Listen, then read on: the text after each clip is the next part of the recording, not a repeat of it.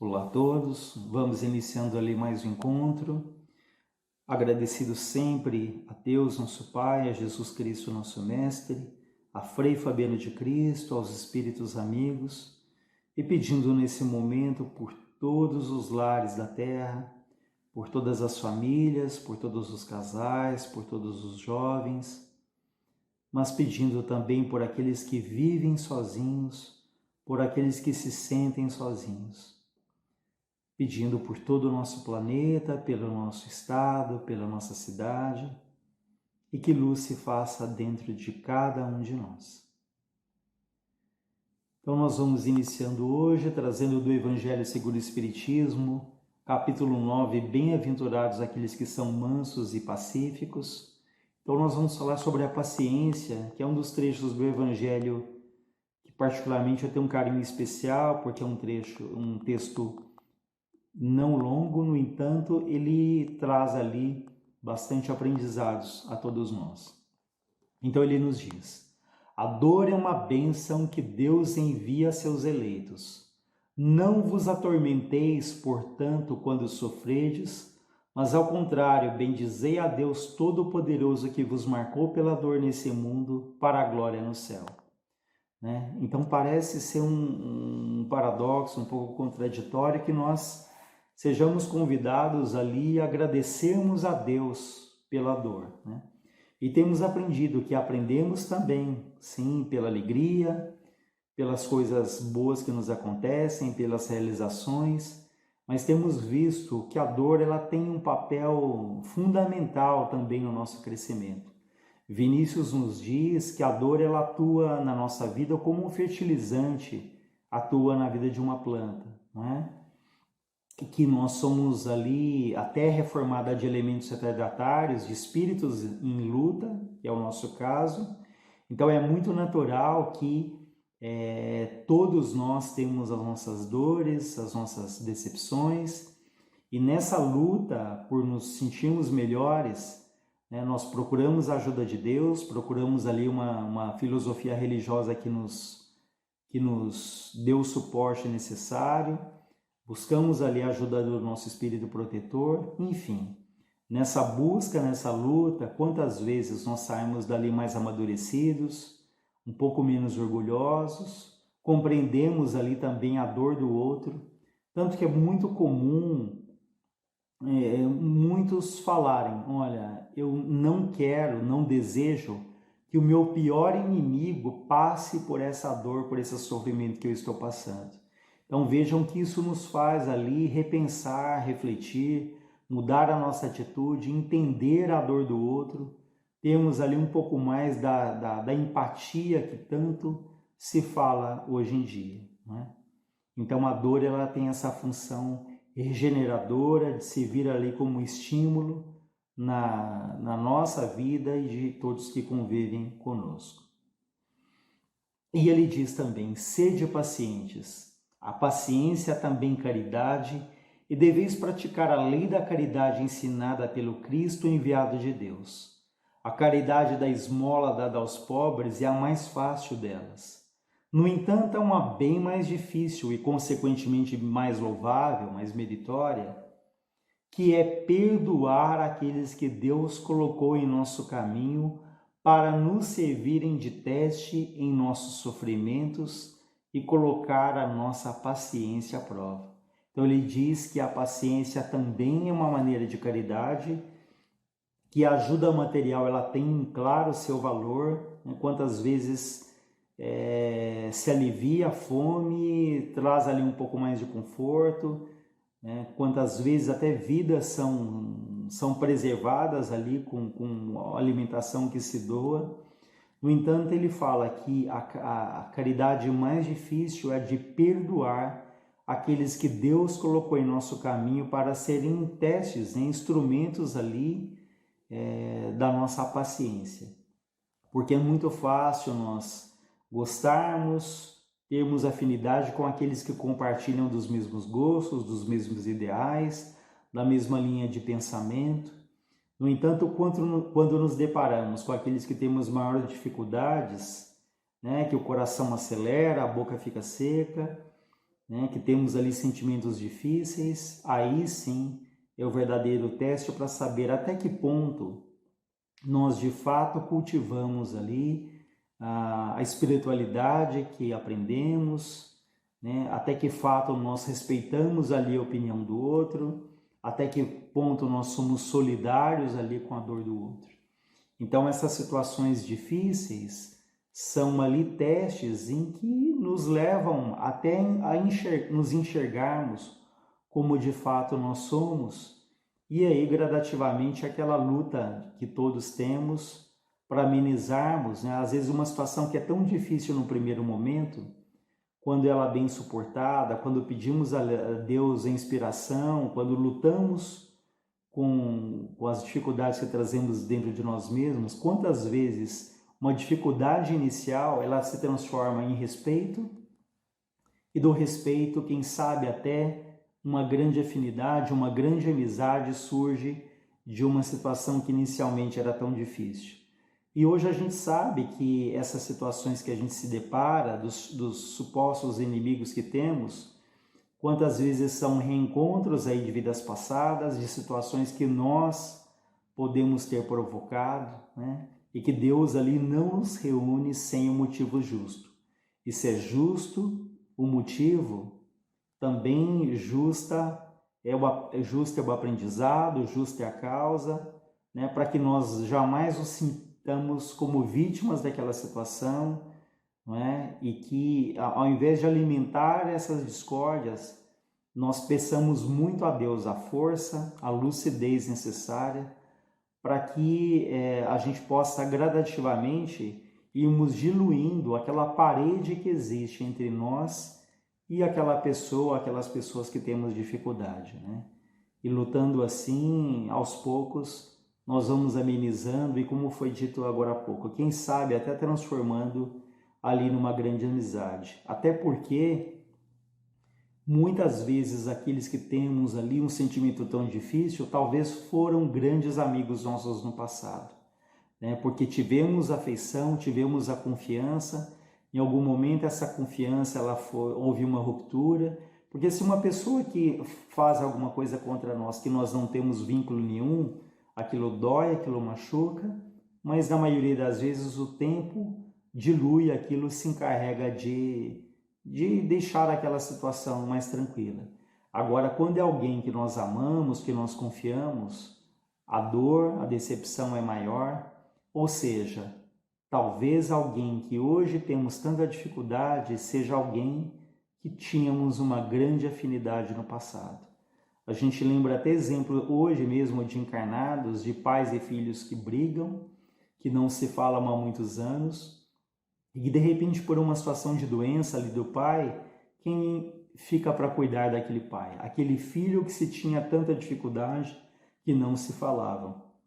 E nesse convívio e nessa ajuda ali que esse filho presta ao pai, eles descobrem que apesar da mágoa que houve, eles se amam, quantos não se reconciliam e até agradecem a Deus porque a vida permitiu que essa reconciliação ela acontecesse, né, ainda em vida ali dos dois, né? Ou seja, é um pequeno exemplo que mostra que às vezes temos tanta mágoa de pessoas que no fundo nós amamos bastante. E ele nos diz: eu sei que a vida é difícil. Ela se compõe de 1000 coisinhas que são como alfinetadas que acabam por ferir.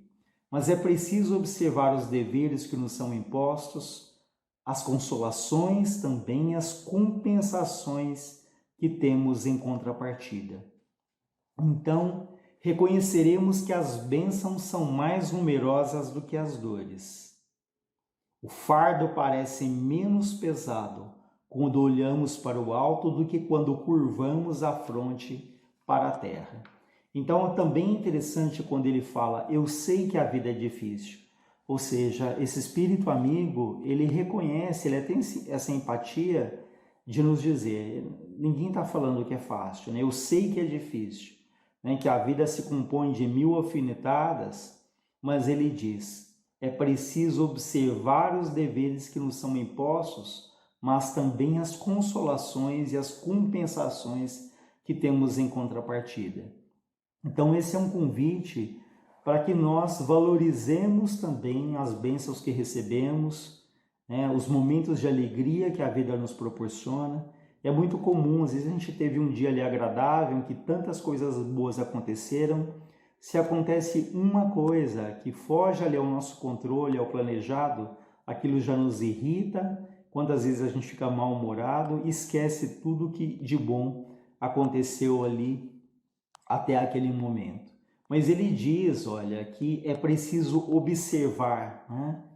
Então, para que vejamos o lado bom das coisas, é importante observarmos, porque ninguém valoriza aquilo que não percebe, ninguém percebe aquilo que não observa. E nós estamos perdendo o poder da contemplação, né? De observar as coisas, de agradecermos. É que pensamos sempre nas grandes alegrias, né? Nós não valorizamos, por exemplo, o fato de termos ali um lar, alimentação, né? Por exemplo, nessa época de quarentena, reclamamos tanto, mas graças a Deus, né, daqueles que têm ali uma casa onde podem se refugiar, onde podem se alimentar, onde podem de alguma maneira se distraírem, não é? Enquanto tantos estão ali nas ruas, no frio, com fome, sem ali os cuidados mais básicos. E tem uma atriz mineira, uma comediante chamada Concessa, e ela fala alguma coisa interessante. Ela fala dessa questão de percebermos o lado bom das coisas, né? Como que age ali um pessimista e o otimista? O pessimista, ela diz, ele fala do lado ruim, né? Por último. Por exemplo, quando vai falar dos filhos, o pessimista, ele fala: filho é uma bênção, mas dá um trabalho. Já o pessimista, o otimista, aliás, como ele fala: filho dá trabalho, mas que bênção que é, né? Em relação a alguém que adoece, você pergunta para o pessimista: como que você está? Fala: olha, está melhor, mas está doendo ainda. Já o otimista fala: está doendo, mas eu estou me sentindo melhor. Em relação a quando se vai para um lugar bonito, uma viagem, o pessimista, ele diz: aqui é bonito, mas como é longe, como é difícil chegar aqui, hein? Já o otimista, no mesmo lugar, ele diz: é longe esse lugar, mas como valeu a pena chegar até aqui. Como é bonito, como é encantador, como é paradisíaco esse lugar. Então vejam que são a mesma situação, mas com visões diferentes. Tudo isso para refletirmos dentro desse contexto que nós temos que aprendermos a ver ali o lado bom das coisas, agradecermos, a valorizar aquilo que de bom acontece e valorizar as pequenas coisas, né? Não só esperar as grandes realizações, as grandes conquistas, até porque quantas vezes essas conquistas, até que são grandes, em alguns momentos chegam na nossa vida e quando chegam, a gente nem aproveita, a gente nem celebra aquilo, a gente conquistou uma coisa, já está pensando na outra. É como aquela criança que ela acaba de almoçar, ela já pergunta para os pais: o que a gente vai jantar hoje à noite, né? Nessa época de quarentena, em que a gente vê muito essa inquietação nossa e das crianças também, ou seja, é um pequeno exemplo que mostra que nós temos que valorizar, nós temos que viver as coisas boas que estão acontecendo naquele momento. E ele fala também que o fardo parece menos pesado quando olhamos para o alto. Eu não me esqueço de uma mensagem que certa vez eu li, um relato de um espírito em que ele falava sobre isso. O quanto é importante nós olharmos para o lado, olharmos para o alto. Porque é comum nós olharmos para baixo, ficarmos ali só vendo as pedras, e na medida em que a gente não olha para o lado, a gente não vê os pássaros, não vê as árvores. Na medida em que a gente não olha para o alto, a gente não observa o sol, a lua, as estrelas. e olhando sempre para baixo, sempre de cabeça baixa, ele fala que além de ficarmos vendo só as pedras, de contarmos as pedras, isso é interessante. Ele fala que a gente vai colocando essas pedras num saco e carregando nas costas e contando essas pedras. E às vezes somos ali, nos defrontamos com um espinho, e ao invés de tirar esse espinho que espeta ali na nossa perna, por exemplo, ele fala, ao invés de tirarmos, nós ficamos olhando aquele espinho como se disséssemos, olha o que eu estou passando, né? Olha a dor que eu estou sentindo.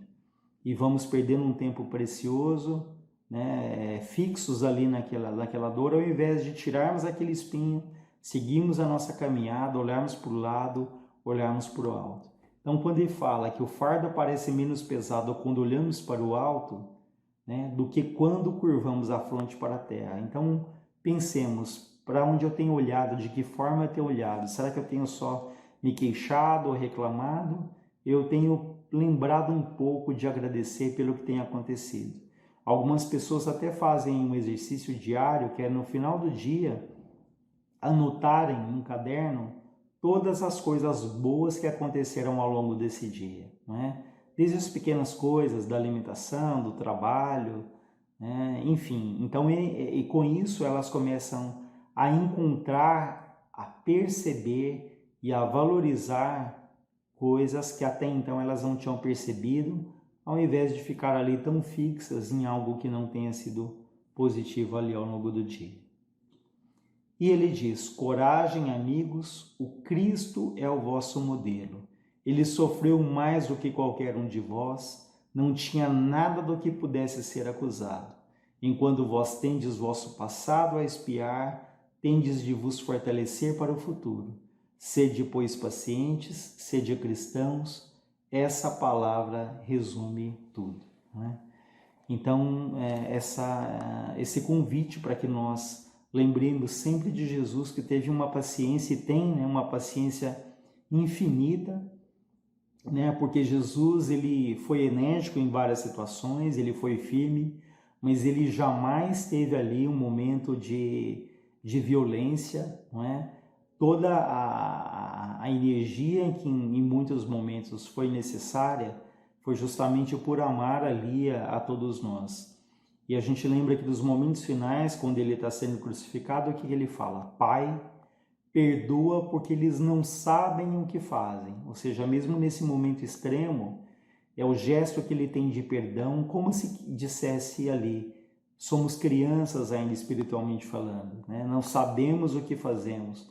E não sabemos o que fazemos não contra ele, não sabemos o que fazemos contra nós mesmos, porque ali, como até hoje, ainda temos a dificuldade de aceitarmos, mais do que aceitar, de viver aquilo que ele nos trouxe para o nosso próprio bem, né? Então ele é exemplo vivo, né, de paciência, de perdão, né, que são coisas que o texto aqui reforça bastante. Então fica aí o convite para que nós tenhamos um pouco mais de paciência, né? Hoje, não agora, né, em função da quarentena, mas quantas vezes a gente estava num prédio ali comercial, você aperta um elevador e é desesperador às vezes, porque a gente fala, poxa, esse elevador ele não desce, não chega, não é?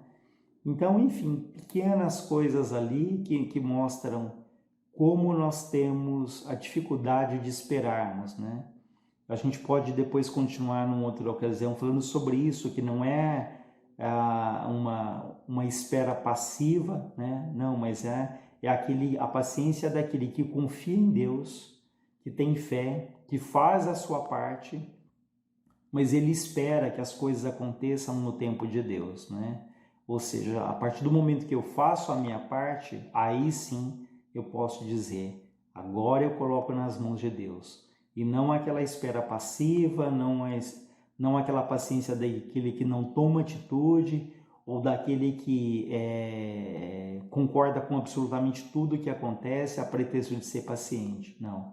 A paciência, ela muitas vezes ela se cala, ela aguarda, mas ela aguarda trabalhando, ela aguarda confiando ela guarda agindo, e ainda nos momentos em que a gente possa ali ter aqueles momentos que a gente não pode fazer muita coisa porque foge ali do nosso domínio, do nosso controle, né? É uma espera que ela não tem angústia, é uma espera que ela não tem aflição, justamente porque há ali essa confiança, né? E de novo aquela frase que a gente vai repetir sempre, que nenhuma folha cai de uma árvore sem que Deus o permita. Então, confiado ali nessa frase, confiado em Deus, nós temos a paciência, mas continuamos trabalhando dentro daquilo que nos cabe. Então nós agradecemos, nós vamos encerrando por aqui, mas em outra ocasião nós continuamos a falar da paciência, que é um tema bastante rico.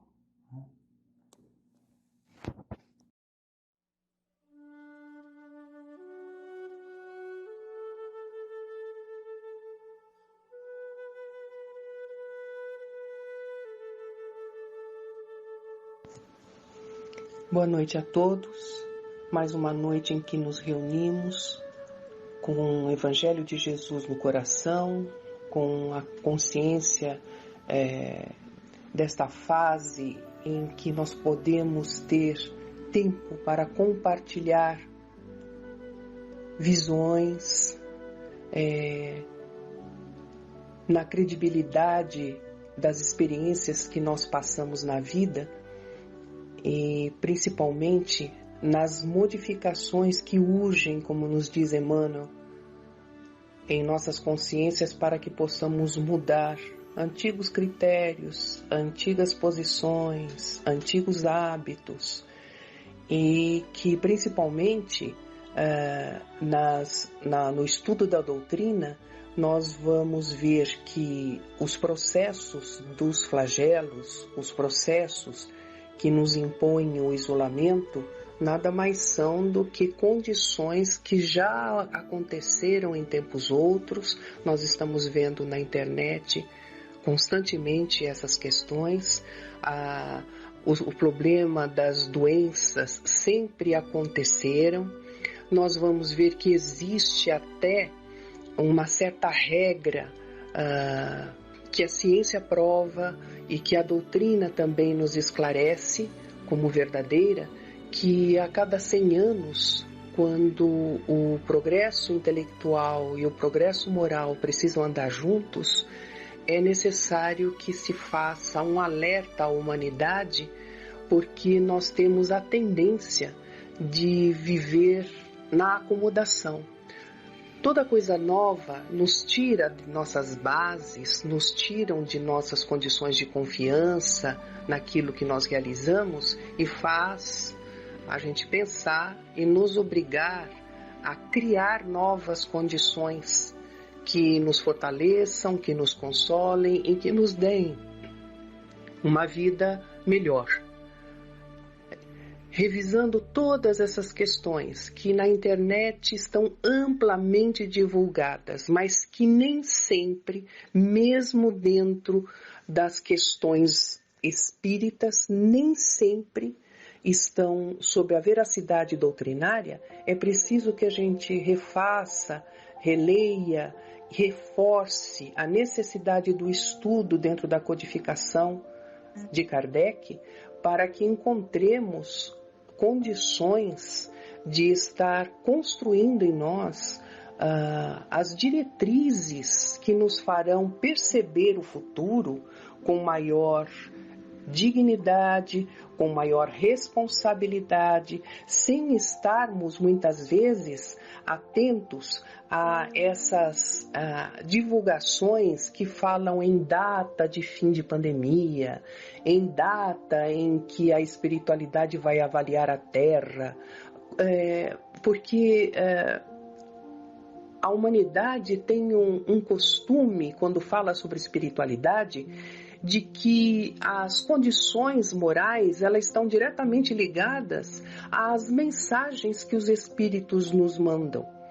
Mas nunca nos esqueçamos que, estando num mundo de expiação e prova, principalmente estamos concernentes ao nosso grau de entendimento. Os espíritos que vêm nos alertar, aqueles espíritos que realmente nós podemos confiar em suas mensagens, aqueles que trazem para nós a condição principalmente de consolação generalizada e nunca o que vai acontecer, a forma como vai acontecer, de que maneira nós vamos superar as nossas dificuldades, porque esse futuro vai caber sempre aos nossos esforços. Um espírito não pode datar começo, meio e fim, a não ser que isso já seja gravado na própria história de uma comunidade, de uma região, da humanidade, enfim. Os espíritos sempre nos trazem as consolidações dos estudos da espiritualidade superior sempre quando já ocorreu. Podem verificar isso nos livros onde instrutores espirituais, através de médiuns sérios, médiuns conscientes daquilo que eles estão realizando para a divulgação, trazem em favor do nosso esclarecimento de que nunca estamos desamparados. Mas datas, não nos preocupemos com as datas, porque quem vai marcar data somos nós, né? Não nos preocupemos de que os espíritos estão a favor de alguém, a favor de um grupo, a favor de uma forma de pensar, porque a escola, a Terra, dá oportunidade para todos nós chegarmos a um senso que será generalizado em nome do amor, em nome da paz, em nome da construção coletiva para o bem. Então, em vez de nos preocuparmos em divulgar, em cogitar datas e situações, seja com uma criatura que esteja no comando governamental, seja aquele que esteja dentro de uma instituição filantrópica ou religiosa, nos preocupemos com nós mesmos. Hoje, nós estaremos falando sobre o aspecto espiritual da dor e das provas, principalmente porque, estudando a condição das leis que nos regem na espiritualidade maior, universalmente, que trazem as leis de bondade infinita do nosso Pai, é preciso que a gente realize estudos para conscientizar e lembrar sempre que a dor nunca será castigo divino, mas responsabilidade das consequências de nossas escolhas, não é? Para isso, nós usamos como um livro para iniciar o nosso estudo, que é o Consolador, que foram várias perguntas sobre várias situações. Ele é extremamente esclarecedor, foi psicografado por Francisco Cândido Xavier nas palavras de Emmanuel.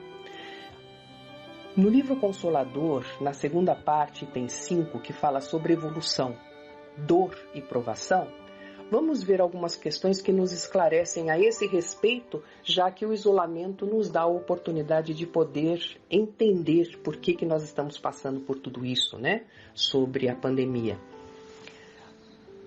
Na dor, na questão 239, é perguntado a Emmanuel: entre a dor física e a dor moral, qual das duas faz vibrar mais profundamente o espírito humano? Emmanuel responde: podemos classificar o sofrimento do espírito como a dor realidade e o tormento físico de qualquer natureza como dor ilusão. Em verdade, toda dor física colima a despertar da alma com os seus grandiosos deveres, seja como expressão expiatória, como consequência dos abusos humanos ou como advertência da natureza material ao dono de um organismo. Mas toda dor física é um fenômeno, enquanto que a dor moral é a essência. Daí a razão porque a primeira vem e passa, ainda que se faça acompanhar das transições de morte dos órgãos materiais, e só a dor espiritual é bastante grande e profunda para promover o luminoso trabalho do aperfeiçoamento e da redenção. Voltando ao questionamento que foi dado a Emmanuel, dor física e dor moral, qual das duas faz vibrar mais profundamente o espírito humano? as duas. Mas uma tem uma finalidade, a outra em relação à própria individualidade espiritual. Uma fala que através da dor que nos alerta sobre o caminho que nós estamos equivocados, que estamos traçando, precisa ser modificado. E mesmo que essa dor nos leve ao desencarne, ela será sempre passageira, porque está pegando aspectos evolutivos que nós vamos assumindo como desafios e vencendo esses obstáculos. Enquanto que a dor moral é aquela que vem como um choque, vem como uma consideração que precisa ser pensada de qualquer maneira, de qualquer forma, a fim de que este choque realce as considerações espirituais que são os objetivos que nós estamos aqui na Terra. Toda dor moral é sempre um trabalho luminoso para o espírito de aperfeiçoamento e de tempo, porque muitas vezes ficamos numa dificuldade rastejando incessantemente sobre as mesmas dificuldades, os mesmos hábitos. O choque moral geralmente nos alerta, juntamente com a dor física ou sem ela, a necessidade da nossa modificação. Porque se a dor física não está ligada diretamente a nós, sem dúvida, a dor física estará perto de quem amamos e que vai refletir em nós uma modificação moral a respeito daquela situação. Na pergunta 241 do mesmo item, é feito assim: onde o maior auxílio para a nossa redenção espiritual? Diz-nos Emmanuel: no trabalho de nossa redenção individual ou coletiva, a dor é sempre um elemento amigo e indispensável. E a redenção de um espírito encarnado na Terra consiste no resgate de todas as dívidas, com a consequente aquisição de valores morais passíveis de serem conquistados nas lutas planetárias. Situação essa que eleva as personalidades espirituais a novos e mais sublimes horizontes na vida do infinito. Lembrando que nós somos interplanetários. O nosso processo evolutivo, as casas que são criadas pelos espíritos construtores na pureza de Cristo, por exemplo, que é o que está mais perto de nós, o amigo infalível que nos trouxe a moradia terrestre na sua construção para que pudéssemos crescer, evoluir. Então, esses planetas são lares de redenção. Então não estaremos sempre terráqueos, estaremos na medida de nosso aperfeiçoamento na escola necessária no grau em que nós estivermos conquistando. Seremos interplanetários, como nos diz Emmanuel. Então será sempre a redenção espiritual através do bem proceder, o quanto antes realizar as modificações morais que ainda intercedem em nosso prejuízo, fazendo com que a gente estacione temporariamente no nosso processo evolutivo. Na questão 243, é feita a pergunta: todos os espíritos que passaram pela Terra tiveram as mesmas características evolutivas no que se refere ao problema da dor? Quer dizer, todos nós que estamos aqui nessa escola de expiação e prova teremos que passar por muitas dores? Resposta do Emmanuel: todas as entidades espirituais encarnadas no orbe terrestre são espíritos que resgatam ou aprendem nas experiências humanas após as quedas do passado, com exceção de Jesus Cristo, fundamento de toda a verdade neste mundo, cuja evolução se verificou em linha reta para Deus, e em cujas mãos angélicas repousa o governo espiritual do planeta desde os seus primórdios. Lembrando que todos nós não temos regra para passar em graus de dor, mas todos nós, num mundo intermediário de expiação e prova, teremos que passar pela dor, porque as condições de sentimento de orgulho e egoísmo ainda são muito inerentes às nossas condições de queda, né?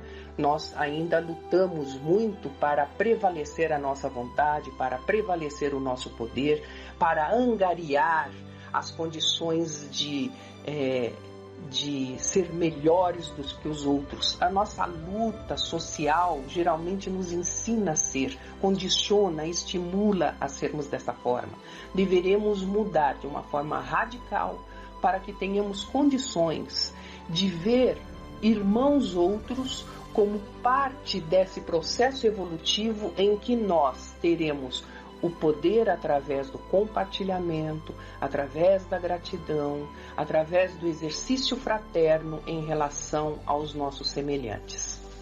Na questão 245, é perguntado a Emmanuel: se é justo esperarmos no decurso do nosso roteiro de provações na Terra, por determinadas dores, devemos sempre cultivar a prece?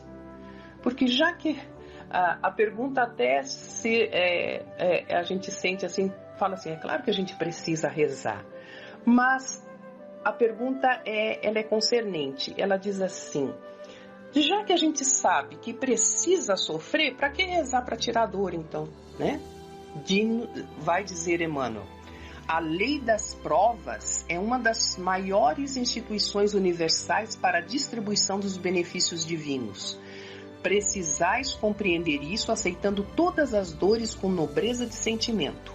A prece não poderá afastar os dissabores e as lições proveitosas da amargura, constantes do mapa de serviços de cada espírito, que deve prestar na sua tarefa terrena, mas também deve ser cultivada no íntimo, como a luz que se acende para o caminho tenebroso ou mantida no coração como alimento indispensável que se prepara, de modo a satisfazer a necessidade própria na jornada longa e difícil, porquanto a oração sincera estabelece a vigilância e constitui o maior fator de resistência moral no centro das provações mais escabrosas e mais rudes. Não podemos fugir das dores, estas dores que vão nos realmente transformar, né?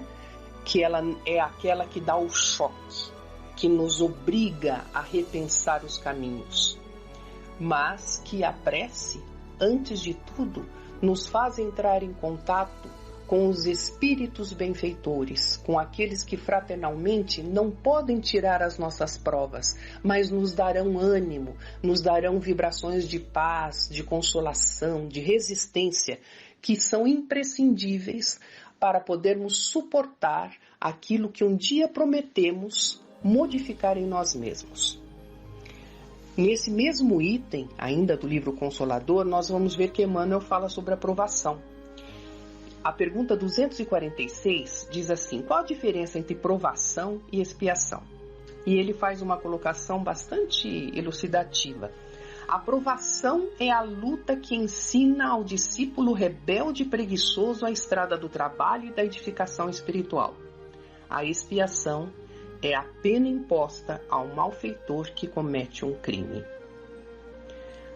Olhando nessa perspectiva, nós vamos ver que nós teremos as provações, que são aquelas que vão testando as nossas experiências evolutivas para que possamos incorporar em nosso íntimo a fim de não mais cairmos no mesmo erro, e as expiações, que são aquelas situações em que não podemos fugir da dor, serão aquelas que nos trarão, pela resistência do tempo, pela resistência da condição da dor, o choque necessário para o nosso esclarecimento. Não adianta vencermos a prova em uma encarnação e cairmos na próxima.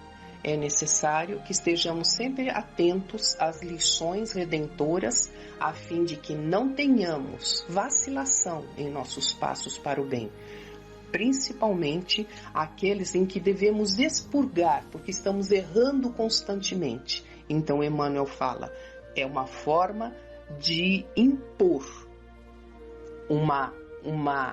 um alerta mais sério com relação às nossas imperfeições. Na questão 247 é feita a pergunta: a lei da prova e da expiação é inflexível? Responde Emmanuel: os tribunais da justiça humana, apesar de imperfeitos, por vezes não comutam as penas e não beneficiam os delinquentes com os sursis. Isso quer dizer que na ideia de lei, né, sursi significa suspensão temporária da pena. Se existe isso para a humanidade na Terra, o homem faz isso para alguns que estão tentando melhorar dentro de uma penitenciária, não poderíamos acreditar que Deus, em sua perfeição e justiça plena, não tivesse as condições de suspender temporariamente certos sofrimentos, porque nós estamos mostrando competência para a modificação. Na questão 250, é feita a pergunta: como se processa a aprovação coletiva? Aí vai cair novamente na situação da atualidade, em que nós nos vemos isolados em nossos lares, porém amplamente compartilhando formas de pensamento, em que nós estamos dando condição, principalmente de esclarecimento entre nós mesmos. Quantas vezes no dia a dia do trabalho, dos comprometimentos que nós tivemos em nossas vidas, nessa vida corrida que nós temos, esquecemos muitas vezes dos objetivos primordiais do espírito, que é o seu aperfeiçoamento no mundo, na questão principalmente moral, associada ao lado da intelectual, da ciência, não é? Então, o Emmanuel nos responde: na aprovação coletiva, verifica-se a convocação dos espíritos encarnados participantes do mesmo débito, com referência ao passado delituoso e obscuro. O mecanismo da justiça na lei das compensações funciona então espontaneamente através dos prepostos do Cristo, que convocam os comparsas na dívida do pretérito para os resgates em comum, razão porque muitas vezes intitulais doloroso acaso as circunstâncias que reúnem as criaturas mais díspares no mesmo acidente, que lhes ocasiona a morte do corpo físico ou as mais variadas mutilações no quadro dos seus compromissos individuais. Toda a prova coletiva não é feita sem o conhecimento de que vai passar o espírito. O espírito é convocado para esclarecimento, aceita essa posição como uma condição mais rápida de se desfazer da indiferença que ele cultuou no passado sobre determinadas condições que o prejudicam e prejudicam aqueles que convivem com ele. Isto não quer dizer que dentro de uma prova coletiva a pessoa já venha condicionada a essa prova e ela não possa fugir dela. Não quero dizer fugir, mas suspender temporariamente esse sofrimento se ela estiver bem aproveitando a encarnação para a sua modificação moral. Quando Emmanuel nos esclarece, como esclareceu anteriormente, as condições de suspensão de pena, é porque a lei divina ela está diretamente ligada a cada individualidade. Cada um de nós terá as provas necessárias que o farão melhorar-se. Não quer dizer que uma prova coletiva venha como um fato consumado, mas que nós temos conhecimento que, se não melhorarmos, teremos que passar por ela. E, sem dúvida, aceitamos diante da proposta de refazer uma vida e sermos melhores e mais felizes no futuro. Não fazemos isso porque gostamos de sofrer, mas porque visualizamos as bênçãos divinas que o futuro nos trará, trazendo a dor temporária de hoje para o futuro ser mais abençoado, mais esclarecido e com menos sofrimento do que temos agora. É feita ainda a pergunta nos 252. Somente se recebe a ofensa a que se fez jus no cumprimento das provas? Isso quer dizer, a gente só vai receber a dor conforme aquilo que está sendo provado para nós? E considerando a intensidade dessa ou daquela provação, poderá alguém reencarnar fadado ao suicídio ou ao crime? Resposta do Emmanuel: Receberemos a dor de acordo com as necessidades próprias, com vista ao resgate do passado e à situação espiritual do futuro. No capítulo da ofensa, quando a recebemos de alguém que se encontra dentro do nosso nível de compreensão e do plano evolutivo, é certo que se trata de provação bem amarga, indispensável ao nosso processo de regeneração própria.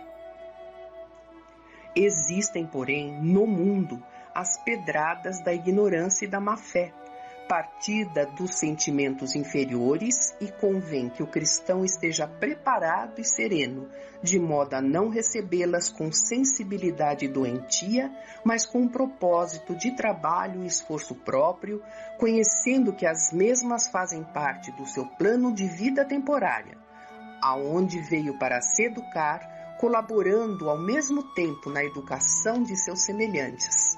Relativamente ao suicídio, é oportuno repetir que a obra de Deus é a do amor e do bem, de todos os planos da vida, e devemos reconhecer que se muitos espíritos reencarnam com a prova das tentações ao suicídio e ao crime, é porque esses devem agir como alunos que, havendo perdido uma prova em seu curso, voltam ao estudo da mesma no ano seguinte, até obterem conhecimento e superioridade na matéria.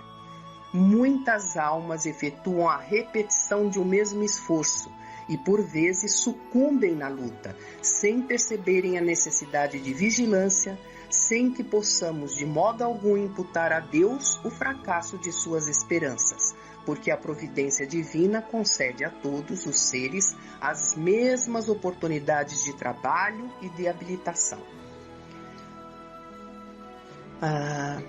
O jugo é leve e nunca será dado a nós uma prova que não tenhamos sustentáculo moral para suportá-la.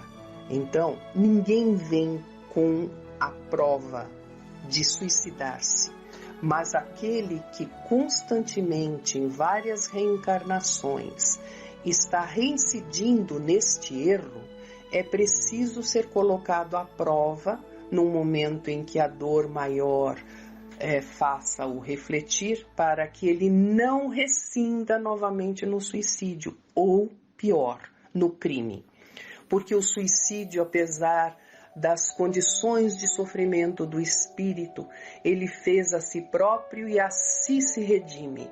Agora, aquele que no crime age em prejuízo do seu semelhante, não só prejudica a si mesmo, como aquele outro que virá no futuro a cobrar as condições de resgate necessárias para que nós não caiamos novamente na tentação. Dentre essas provas, na questão 252, é feita a pergunta: somente se recebe a ofensa que se faz jus? Vamos repetir. Não é só essa ofensa que vai ser colocada como prova para nós. Aquela em que rescinde de um passado interminantemente sobre as mesmas dificuldades. Mas, às vezes, teremos ofensas que não fazem jus ao nosso mérito. Nós teremos ofensas que nós não tivemos nada que fizesse com que a gente precisasse recebê-la. São aqueles espíritos que ainda não tiveram a compreensão das leis divinas e agem dessa forma, nos colocando a teste para que nós suportemos um pouco mais as dificuldades e possamos reconhecer que cada um de nós terá seu tempo, terá a sua prova, para que um dia não restabeleça mais as condições de desequilíbrio. Se nós ofendemos o próximo por inconsequência do repensar sobre que somos, e o outro que recebeu não tinha que receber esta ofensa, duplamente estaremos sendo testados na próxima oportunidade para, primeiro, evitar de fazer o mal ao semelhante. Segundo, evitar de reincidir que esse erro volte a nós em forma de prova. É um trabalho que exige tempo, exige esforço e exige resistência moral que nós todos estamos aprendendo nesse planeta lindo que é a Terra. Nós vamos ver também que a mesma condição, a mesma situação de esclarecimento nós vamos encontrar no Evangelho segundo o Espiritismo. No capítulo 3, há muitas moradas na casa de meu Pai. Instrução dos Espíritos, mundos de expiações e de provas, nas palavras do Espírito de Santo Agostinho, Paris, 1862. No item 15, ele diz assim: nesses mundos, os espíritos exilados, que somos nós, né? Nesses mundos, os mundos de expiação e prova, nós espíritos temos que lutar ao mesmo tempo contra a perversidade dos homens e a inclemência da natureza, trabalho duplamente penoso que desenvolve a uma só vez as qualidades do coração e da inteligência.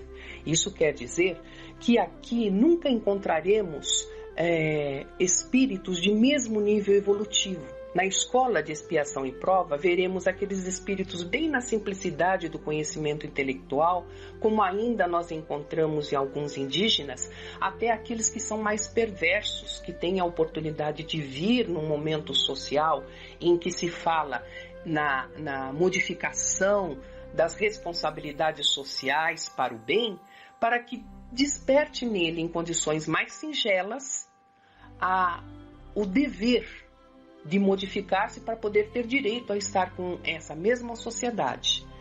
Santo Agostinho nos diz isso. Nós estamos vivendo no tempo certo, com a dor como lição, na condição espiritual de provas, de dor, simplesmente para aprender. Ainda no Livro dos Espíritos, na parte 3ª das Leis Morais, no capítulo 18, item 7, que fala sobre lei do progresso, a questão 784 vai nos dizer também: é feito ao Espírito de Verdade, através de Kardec, a pergunta: bastante grande a perversidade do homem. Não parece que, pelo menos do ponto de vista moral, ele, em vez de avançar, parece que caminha aos recuos? Dá a impressão que de vez de querer ir para frente, a gente fica reincidindo, como se a gente visse que o mal prevalecesse no mundo antes do bem. Que muitas vezes a gente cai nesse pessimismo, né, nesse ponto de vista, porque às vezes é uma avalanche de dificuldades que nós vemos dentro da mídia, né, dentro dos posicionamentos governamentais, dentro das instituições filantrópicas e religiosas que deveriam trazer a lei da consolação, e às vezes vemos criaturas lá dentro em condições de desequilíbrio a ponto de desestruturar temporariamente a fé de quantos que ali se agregaram em busca de Deus. Como é que responde Emmanuel? Ele diz assim, nesta pergunta em que diz o Espírito de Verdade, nas palavras de Kardec, na pergunta, o Espírito de Verdade diz assim: enganas-te, observa bem o conjunto e verás que o homem se adianta, pois que melhor compreende o que é o mal e vai dia a dia reprimindo os abusos. Faz-se mister que o mal chegue ao excesso para tornar compreensível a necessidade do bem e das reformas. Refletindo agora nas palavras do Espírito de Verdade com a pergunta de Kardec, não chegamos a um patamar de excessos que muitas vezes a gente diz não vai dar certo, parece que não vamos conseguir, parece que não vai melhorar nunca? Por que surge o flagelo? Exatamente como um choque de reversão para essas considerações. Nós vamos ainda ver no livro A Gênese, olha, que foi ela foi publicada em 1868. No capítulo 18, os tempos são chegados, sinais dos tempos, a geração nova como sinais dos tempos, né? A gente vai vendo todos esses flagelos e quantas pessoas na mídia vão dizer é o fim do mundo, ou então ficarão aqui só os bons, né? Quem não pegar a doença é porque tinha direito, tinha merecimento de poder ficar na Terra. Os que estão morrendo estão indo porque não tiveram merecimento e virão para outros planetas que não serão iguais ao da Terra em forma de regeneração. Isso é pura criação de nossa mente, porque orgulhosos que nós somos, nós achamos que sobrevivemos até agora, que nós temos mais merecimento do que os demais. Isso não quer dizer nada. Nós vamos ver isso na resposta do livro A Gênese, no item 33, que diz assim: a regeneração da humanidade não exige absolutamente a renovação integral dos espíritos. Isso quer dizer que não vai vir espíritos novos para morarem no mundo de regeneração que será a Terra. Tá? Não exige que isso aconteça a todos os espíritos. Alguns, por reincidência no erro, não terão vibração compatível com a mudança do planeta, que será de regeneração. Então esses terão que ir a escolas em que faz o reforço, né? Ou faz a prova que novamente o colocará na linha. Todos nós estamos passando por isso. Vamos continuar. Basta uma modificação em suas disposições morais. Essa modificação se opera em todos quantos lhes são predispostos, desde que sejam subtraídos à influência perniciosa do mundo.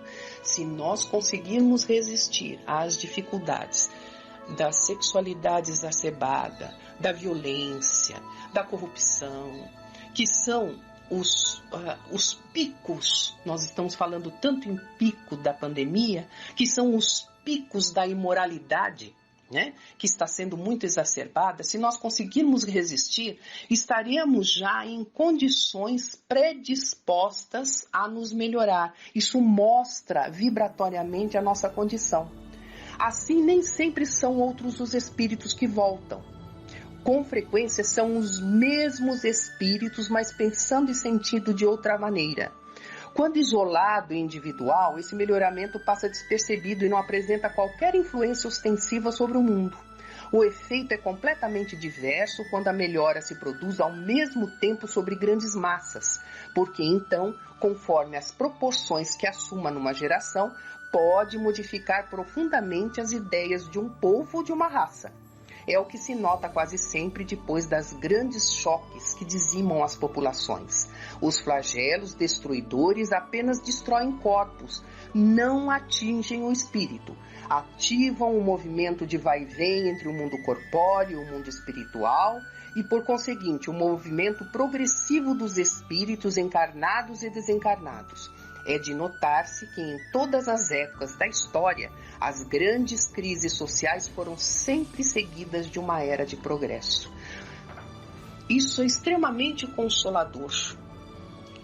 A codificação nos mostra que somos nós mesmos levando um choque. A gente desencarna. Quando a gente vê um ente querido desencarnando num processo que dizima uma população, nós nos relembramos dos valores da família, do compartilhamento, da forma com que nós devemos construir coisas juntos. Nós nunca vemos o sofrimento alheio se nós não somos chamados a essa dificuldade dentro daqueles a quem amamos. Então a Gênese vem nos alertar que esse vai e vem de espíritos que necessariamente não são escolhidos nem para ficar e nem para ir, mas os choques que nós levamos, porque aquele que vai sente na vida o sofrimento físico que o alertou sobre a valorização da vida. E aquele que fica, que não desencarna, sente o choque moral de perder alguém que ama. Tudo isto vai trazendo construção moral para fazer prevalecer o amor de uma forma geral, e não só com aqueles que convivem o dia a dia conosco, mas com toda uma humanidade. Quantas coisas nós estamos vendo em beneficência para aqueles que a gente desconhece? Quantas criaturas estão se dispondo a dar alimentos, a dar apoio moral, a dar apoio de divulgação de esclarecimentos dos cuidados que nós devemos ter com o nosso corpo físico, com o nosso ambiente. Quantos estão ajudando, orando, não só por nós brasileiros, mas pelo mundo, pelo planeta, pela flora, pela fauna. Olha que despertamento consolador que faz com que a gente realmente se modifique para o bem. Que nós tenhamos em nossos corações esta fase como um choque redentor que nos esclarece e nos impulsiona para o progresso. E que esta coragem, essa resistência que possamos ter, seja como encarnados nas lutas vindouras após a pandemia, para que possamos refazer socialmente sobre considerações do bem. E se nós formos os espíritos que fomos chamados ao plano maior, que nós tenhamos lá a condição de auxiliarmos uns aos outros no esclarecimento do valor da vida corpórea no progresso geral e no valor individual de nossos próprios esforços para nos aperfeiçoarmos e realmente sermos dignos de sermos chamados servidores daquele que nos governa, que é Jesus. Muita paz a todos.